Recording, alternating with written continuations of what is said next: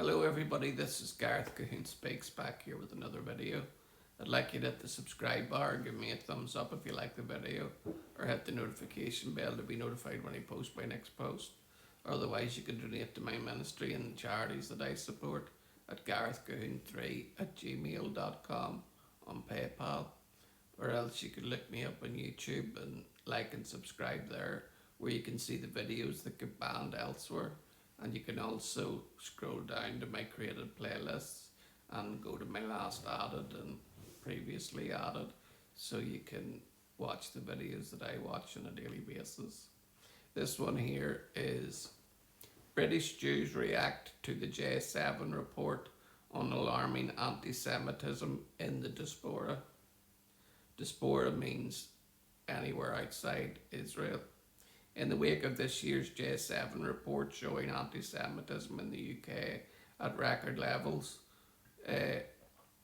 Jewish people are feeling about life and how Jewish people are feeling about life in the UK and what the future holds.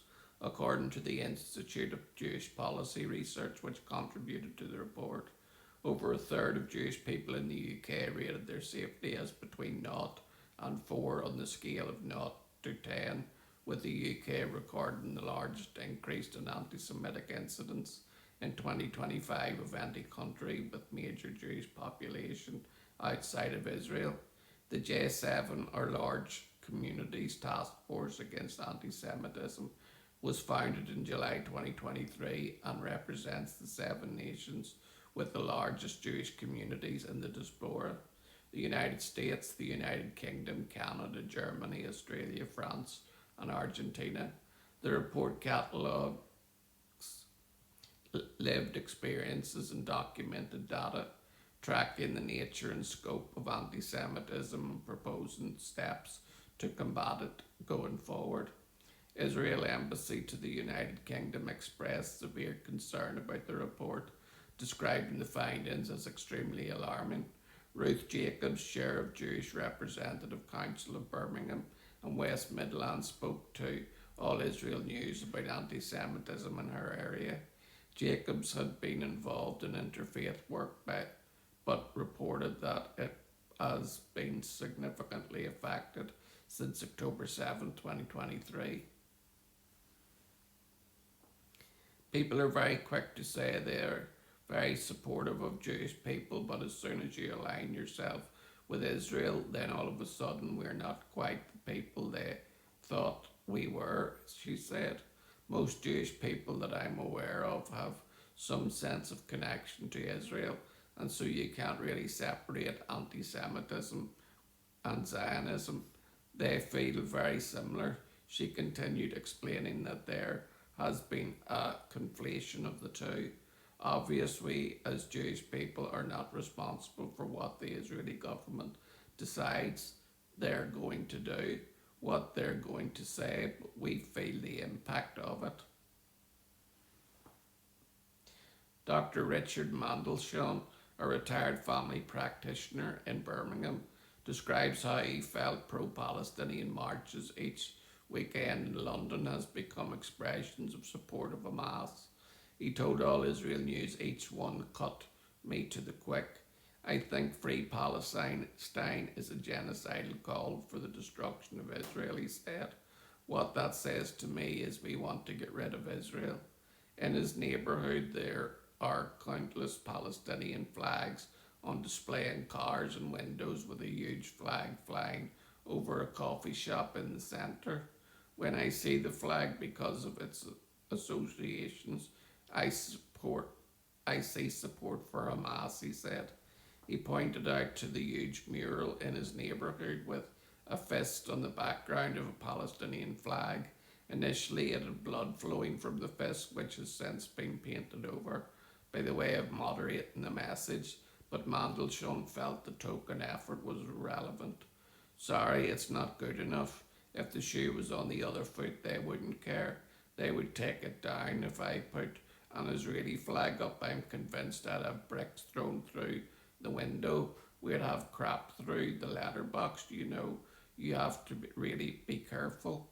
I can absolutely say there's no future for the Jewish community in this city.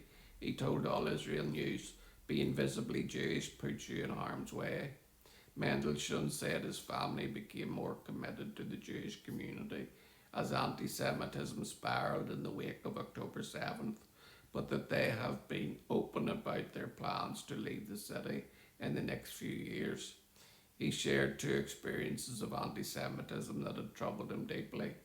One of seeing a school cycling lesson for young children in the park where the teachers were encouraging the children to chant Free Palestine as they cycled, and another where they were harassed and intimidated by Muslims as they silently held a vigil for the hostages. As I'm standing there, some Muslim guy walks past me and says under his breath, and he kind of brushes past me, said, disgusting. Then groups of young Muslims from the local college start to gather. One guy climbs on the table behind us, sort of dancing. He said, adding that he felt the police did not handle the situation well. One girl put the Palestinian flag on the phone and was standing there in front of us, and a group called out things like child killers. All we're doing is standing there with pictures of people who are hostages in Gaza, he said. Jacob said she tried to warn students coming from larger Jewish communities in London and Manchester that it is better to avoid showing visible signs of their Jewish identity in Birmingham, but they have been horrified at the idea that they should have to hide. They weren't prepared to listen to any of my suggestions, so they walk around very openly. Jewish and take the consequences. They have been chased in the streets and shouted at, she relayed. Her granddaughter Simi catalogued some of the extremism found on campus at the University of Birmingham. Despising Israel is no longer represents some extreme political leaning. It has become the unofficial curriculum, the institutional norm. She writes, here at Birmingham it's quite normal to publicly declare that Zionist students are unwelcome. It is perfectly acceptable for Jewish students to be treated as second-class citizens. Jacob's granddaughter confirmed her claim that Jewish students in Birmingham have been chased and told to go back to Auschwitz, while lecturers' doors are adorned with Palestinian flags and watermelons. She also reported that some group chats had been labelled No Jews Allowed.